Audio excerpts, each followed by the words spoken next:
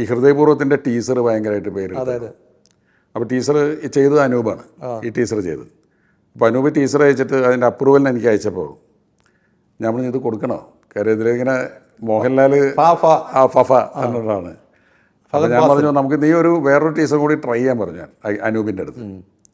അപ്പോൾ അരുൺ എൻ്റെ അടുത്തുണ്ടായിരുന്നു. അവനിത് കണ്ടിട്ട് പറഞ്ഞു അച്ഛാ ഇതല്ലേ ടീസർ, ഇതാണല്ലോ അട്രാക്ഷൻ, ഇതാണ്. അപ്പോൾ അവന് ഹ്യൂമറിന് ഭയങ്കര അരുൺ പറയാണ് മൂത്തോൻ.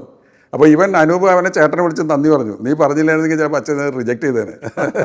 അല്ല അതിൻ്റെ ഈ ഫഫ എന്ന് പറയുമ്പോൾ ഒരു ക്യൂരിയോസിറ്റിയോടെ വളർത്തുന്നുണ്ട്. ഇതിൽ ഫഹദ് ഫാസിലാണോ? ഫഹദ് ഫാസിൽ ഇതിലൊന്നുമില്ല.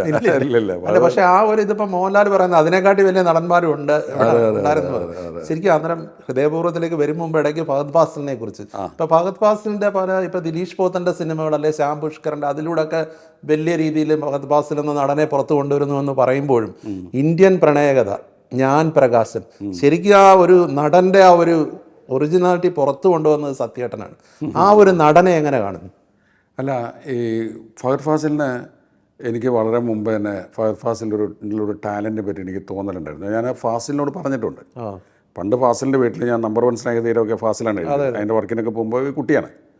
അപ്പോൾ ഇവൻ്റെ ഒരു ചേഷ്ടകളും ഇവൻ്റെ ഒരു മുഖവും കണ്ണും ഒക്കെ നമുക്ക് ഭയങ്കരമായിട്ട് അട്രാക്റ്റ്. ഞാൻ പണ്ട് പറഞ്ഞിട്ട് ഇവനെ അഭിനയിപ്പിക്കാട്ടോ ഫാസിലെ, അല്ല അവൻ പഠിക്കട്ടെ എന്ന് പറഞ്ഞു പുള്ളി.